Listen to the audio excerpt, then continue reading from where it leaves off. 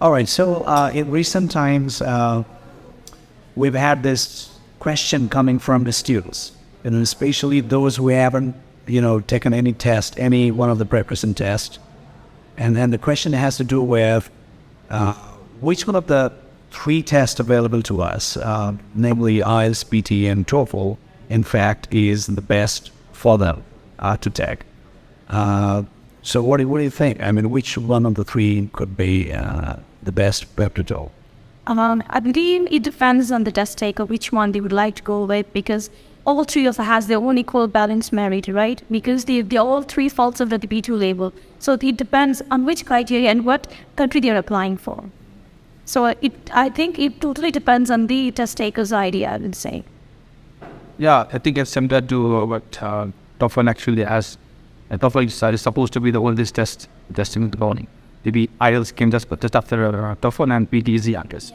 But still, if you look at the whole format, it's quite similar. Yeah, there's still testing for reading, writing, listening, and speaking skill. So all of them have their own criteria. It's just that the test taker might be comfortable more on some other aspects. I guess that's the main thing here.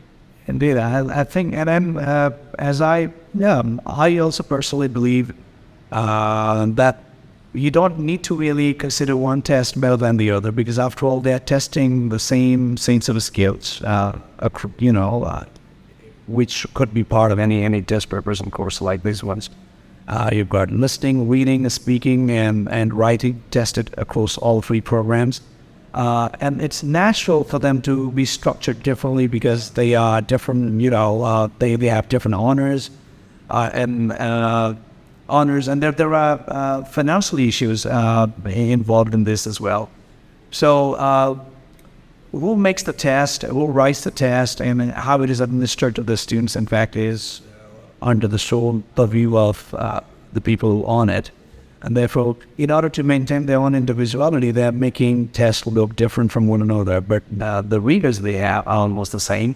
And yes, indeed, PTE may look a little more comprehensive and the range of issues it covers. And while IELTS does not have the same kind of range, but these are the things that are making students gravitate toward one test rather than the other. Having said that, though, I think all of them have their own merits. I think the same is true of, I guess, with TOEFL. I guess nothing is glamorous in taking PTE or IELTS or TOEFL. Maybe it's about the issue they're having with maybe they're following the rumors and what's going on in the town. Someone is saying PTE is easy. Someone is saying IELTS is more familiar. So what's the real deal here? Actually, what I feel is PTE is really relatively younger than the old three tests. However, it has regained its popularity in a very short span of time if we consider regarding the IELTS. Previously, IELTS was not globally accepted, but it slowly and gradually took over and has been accepted all over the world. The same thing might happen to the PTE as well, because now PTE is widely accepted in New Zealand, Australia, European countries, and also in some of the university in USA and Canada. Means there could be acceptable everywhere globally. So one thing is this. The other thing here is now what a student asks is whether they sit for IELTS, PTE, A or TOEFL.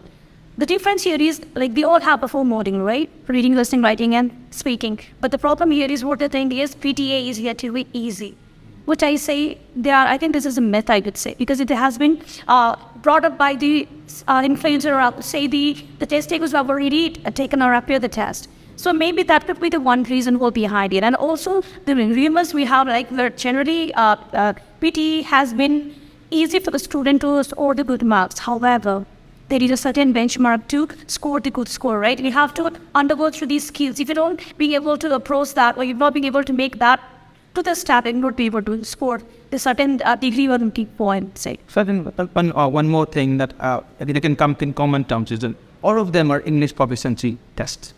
We cannot deny this fact, and all of them will test the level of English. Yeah. So I think even if the validity, if they don't get validity, it's 2 years. There's no difference.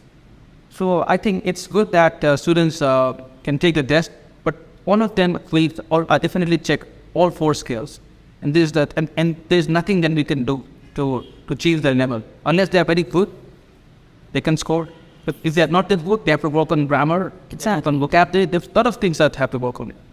But it's natural for test takers to find one test easier than the other, because there is always this relative understanding of what the tests are like. But the thing is, you don't have one test taker taking all three tests. So to make that kind of comparison is really difficult. So we really have to see some authentic body making that kind of comparison and check whether or not that is true. Further, well, while PTE has its own strength in covering the kind of range it does, TOEFL is also rigorous in some ways, because it's an internet-based test, and not all the students are conversant with. There was a time when at least we thought students were not conversant with the uses of computers, and they were a little shy and wouldn't want to do that. But then now TOEFL, the computer-based test is a thing. Any fear surrounding whether one would be able to use the computer during the test is something that has been mythicized. So I think there was no real basis. PTE, for example, has in recent times gained a lot of popularity despite being something that is computer-based. And as I recall, in the year 2006, 2007, when I was teaching, TOEFL was something that most North American university or colleges would want you to do in place of IELTS. And there was not much acceptance of IELTS. And because TOEFL is largely a North American test and IELTS is not, so there are other economic issues associated with it. It has to do with who owns the test and all. So they would have wanted the money to go to the United States. And that's the reason they were more keen on taking it. And maybe they had this sense of ownership because that came from that particular reason.